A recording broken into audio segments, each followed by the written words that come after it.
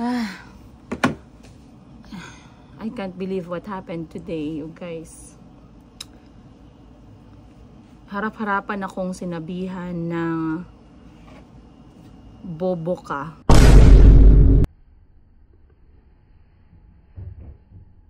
Wala akong nagawa, ang tahimik lang ako. And then, napaisip ako kung bakit umabot sa ganun. Bakit kailangan sabihan ako ng ganun na word. Nagtrabaho ba ako na asa na nagdara? Dito tayo guys. Hello, maayong udto. Maayong udto everyone. Happy Tuesday. Andito kami ni Miss Joselle sa maliit na karinderya at kami kakain ng pastil. Ito yung aming lunch. Dahil nagtrabaho kami guys, nagbenta kami. So, dahil gutom ng oras, alas 12 na ng tanghali, kami kakain na. Pero ito yung gusto ko talaga na pastil, yung nakabalot sa dahon ng saging. The original pastil of Mindanao. Ayan. Kasi may mga pastil ngayon na diretso na sa pinggan. Basta nakapatong lang yung ulam sa taas. Pero this one guys, tingnan nyo kung gaano kasarap pa. Pakihawak ako, Miss Joselle. Mamaya na kayo nagtanong muna ako. Ayan. So, ito talaga yung original na pastil. Pag bumili kayo ng pastil at nakabalot siya sa dahon ng saging, that's the best. Ayan. It brings me back a lot of memories from university. Ah, nakalunok na ako ng laway. Wait lang.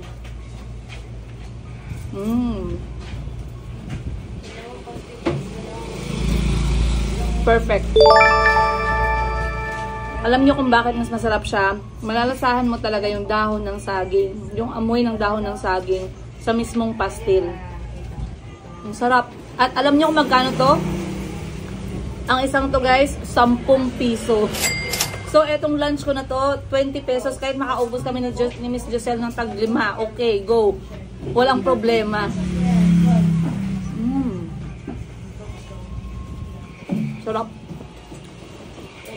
Kain tayo.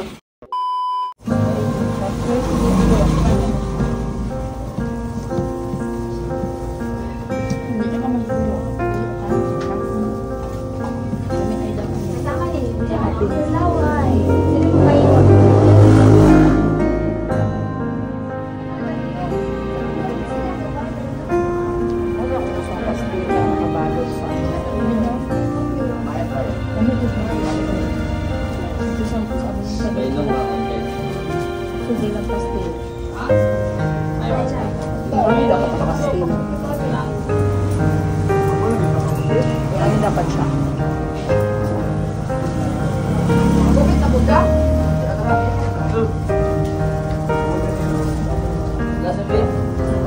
Kita lang dito may lang anak mo. Asa pa kanila po yung Alan karon? Ito na lang mama ba?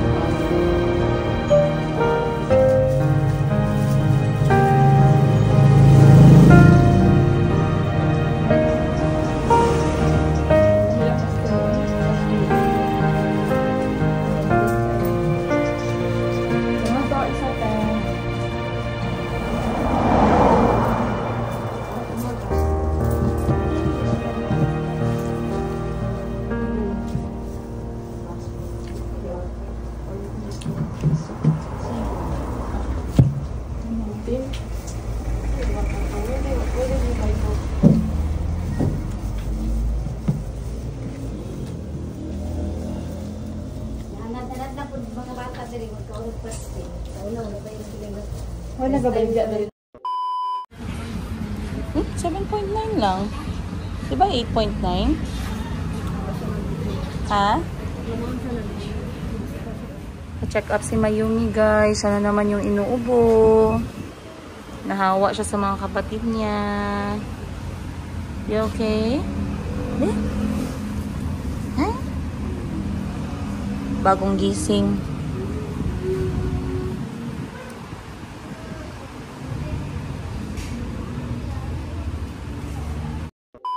Guys, andito na naman kami ulit sa clinic dahil si Mayumi naman ang umuubo, sumisipon. Pero yung ubo niya isang araw pa lang or kagabi nagsimula.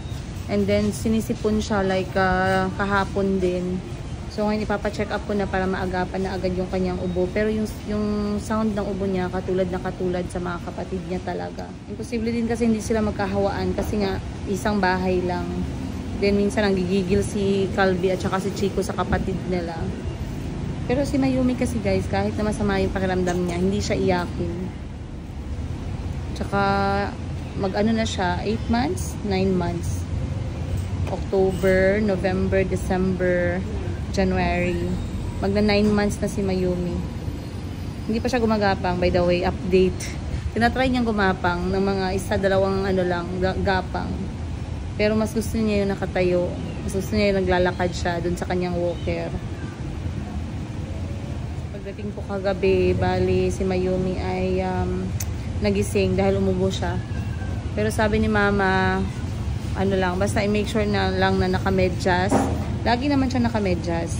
At saka lalagyan na rin namin ng tela yung kanyang likod. Katulad kay Kulot at saka kay Chico. Kasi si Kulot at saka si Chico, mga 1 week na silang absent. Kasi ayoko sanang papasukin muna dahil nga ang pangit ng ubo. At maraming mga bata ngayon yung inuubo talaga. So mahirap na pag nagkahawaan. Tuesday pa lang naman. Baka bukas maging okay na sila. Inshallah, mapapasok ko na sa eskwelahan. Kasi miss na talaga ni Kulot pumasok ng paaralan guys. Akala niya today papasok siya. Pero pagka breakfast umubo siya ulit. So sabi ko wag na lang ngayon. Bukas na lang ulit. Try natin. So at least ngayon wala masyadong tao. Hindi busy si Doc. Antay lang kami na tawagin yung pangalan namin. Dito sa pinapacheck upan namin guys. Sa Jensen. 250 pesos lang yung consultation fee. And then magre-reseta ng gamot. Normally kapag ganito bibigyan si Mayumi talaga ng antibiotic at saka para sa kanyang sipon, then para sa lagnat. Pero meron pa naman tayong gamot sa lagnat, diba Tibuji? Marami pa tayong tempra. So ano na lang sila, para sa sipon na lang tsaka ubo, yun lang muna. And then kailangan na din ni Mayumi magpahinga. Pero baka sabay na kaming uuwi ngayon guys kasi alas 2 na rin naman ng hapon.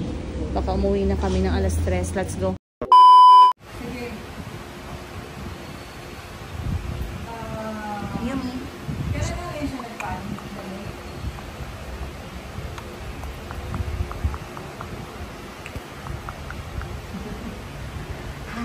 Happy ka?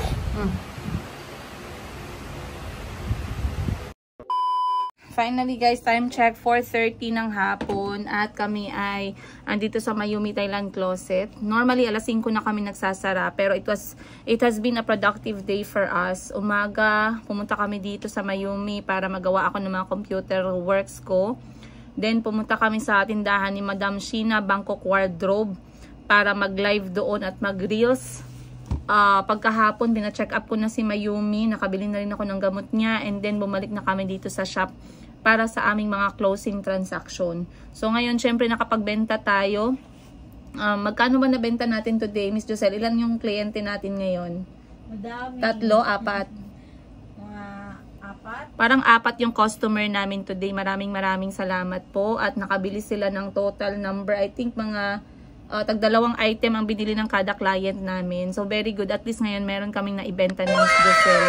So, kanina, nagpakita ako ng mga t-shirt kasi ako din mismo nagpapakita ng mga products. Iba pa din pag hands-on ka.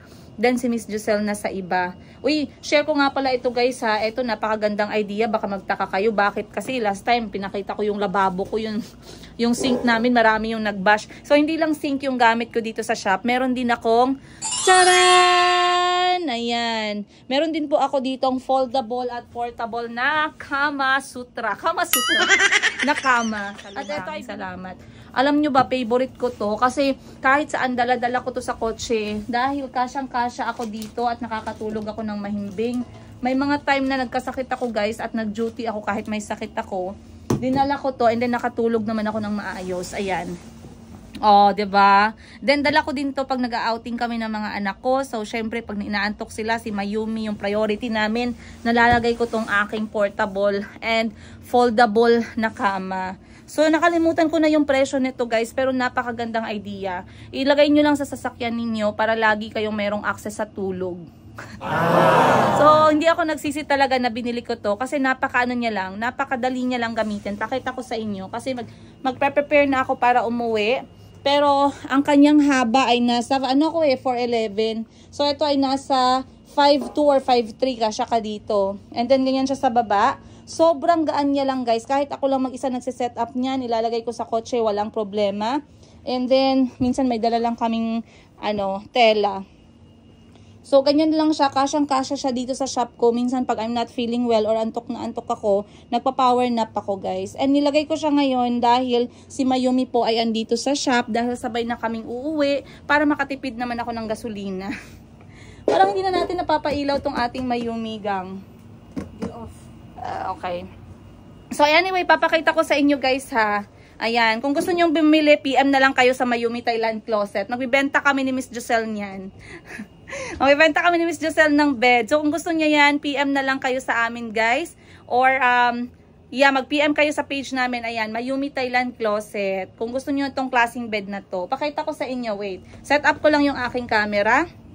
Dito tayo, ayan. Ang ganda, may ilaw pala eh. Maliwanag pala. Ayan. Sobrang dali lang nitong i-set up. Actually, nakalimutan ko. Okay. Ano lang pala siya? I-bend lang pala siya, guys. Yan. I-bend mo lang siya. Ganyan, dalawang kamay. And that's it. One movement lang. In just 5 seconds, tapos ka na magligpit ng iyong higaan. And magaan lang siya. Nasa 3 kilo lang to. Pero tingnan nyo naman yung bakal niya. Yung bakal niya, maganda yung quality. Yung kanyang mga bolts. At saka yung kanyang mga tali, ang ganda ng quality. Yung kanyang bed mismo, makapal yung tela. And siya, hindi siya mainit kapag hinigaan. So, ganun lang yan. So, ang paglagay naman is spread out lang siya. And then, lalagyan mo lang ng force sa gitna. Ayan. Bongga, guys. So, nakita niyo naman kung gaano lang siya kadali. Ayun. Ay, nahulog. Wait, sorry. Dali niya lang talaga. And then, it also comes with a bag. Meron na siyang bag. So, pwede mo na siyang lagay sa bag niya. Ayan.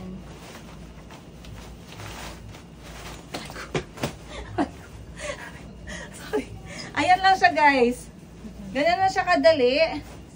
Strap mo na lang yan siya at saka isara. Ganun lang. Oh. 'Di ba? So, kahit saan ako maglayas o yung mga anak ko maglayas, meron kaming higaan, lalo na yung mga vulnerable ko na mga anak. Either yung baby or si Kulot tsaka si Chico, kasya sila dito. So, one of my smart purchase ngayong taon. Ay, napagod ako. Ayan, isa sa mga smart purchase ko yan ngayong taon, guys. Yun lang, sana nagustuhan ninyo. And if you want to purchase, message nyo kami, guys, para naman makabenta rin kami ng kama. Yahoo! Kasi promise ko, hindi talaga kayo magsisisi. Pa-deliver na lang natin ng JNT. Ayun. Sa mga taga-Jensen, pwede nyo i-pick up dito sa Mayumi Thailand Closet, okay? Alright. Dumaan ako, guys, ng Laray, Palengke, Bagsakan, Laray. Bagsakan pala yan sa Tagalog. Ako'y bibili ng mga pinabili ni auntie. Wala na daw siyang sibuyas at wala na daw siyang luya. Magkano kulay? Magkano kilo ng sibuyas, kuya? 90 pesos. Kalahating kilo lang sa maliliit lang. Isa kada luto. Then 1 kilo ng luya para pang tsaa ng mga anak ko at ni auntie. Mahilig sila magtsaa eh. African way. Yung maliliit lang. Kalahating kilo. Tsaka toyo at suka yung pinapabili sa akin ni auntie. Yun lang daw yung kulang niya sa bahay. Kasi every 10 days or so, 7 days, nagtatanong ako, auntie, anong kailangan, anong kulang? Sabi niya sa akin ngayon ng umaga, Princess, we don't have onions, soy sauce, and vinegar. Okay, auntie, let me look for money and I will buy what we need in the kitchen. Alam na alam ni auntie, guys. Kapag ko kay auntie, kapag naglalabas ako ng sama ng loob sa tatay ng mga anak ko kasi hindi siya nagsusuporta. Alam na alam ni auntie yung pakiramdam kasi wala ding suporta yung tatay ng mga anak niya. Kaya kung ano yung decision ko, hindi siya nagko-question, hindi niya tinatanong. Automatic, pag black sa akin, black kay auntie. Ah, grabe naman. Matik yan. Matik lang po. Ayan. Ayun na, okay na, meron pa. Yan naman sabi ko kay parts. Wala akong bibilhin, konti lang, tas basang-basa pala ako ng pawis.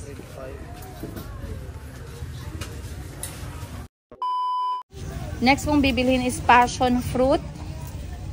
Dahil yung mga anak ko ay sarap na sarap sa passion fruit juice. Tingnan natin kung may. So magkano lahat po? 60 at saka 45. 105. 895 yung change. Thank you, Miss Giselle. Para saan yan, kuya? Yung nakabitay na ganyan, kuya, oh. Hindi, ito. Para saan yan? Hindi. Ha? Bulak lang, pampabango. Sampagita. Kano po to? 3, 4, 5, 6, 7, 8, 50, 90, 95. Correct. Let's go. Tara. Talagang. Wow, may turmeric pala dito na fresh. Paano, kuya? 50 pesos. Apaka-healthy ng turmeric. Oy. Kasi yung nabili kong turmeric ay powder. Ito pala ay merong wag yan. Yung mga ganito lang, oh. Ayan, oh. Ito guys, turmeric. Napaka-healthy dun sa vitamin C shot namin ni auntie. Sige gang. 1 kilo lang gang 50 pesos. Sige go. Yan.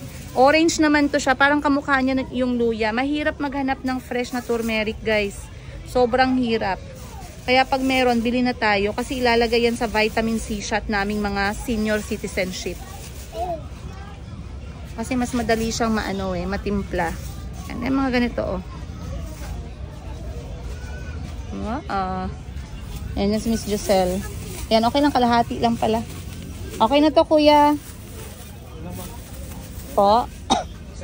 Isa lang kayo. Kalahati lang. Kalahati lang. Or magkano yan? Kalahati talaga. Magkano? 27 pesos.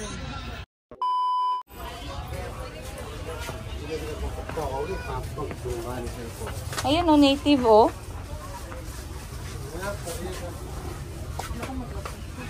Ha?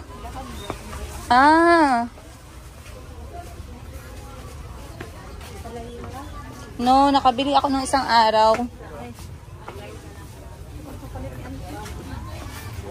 Luya. Oh, yun, oh, turmeric, oh. Galing. Ang ganda ng... Wow, orange yellow.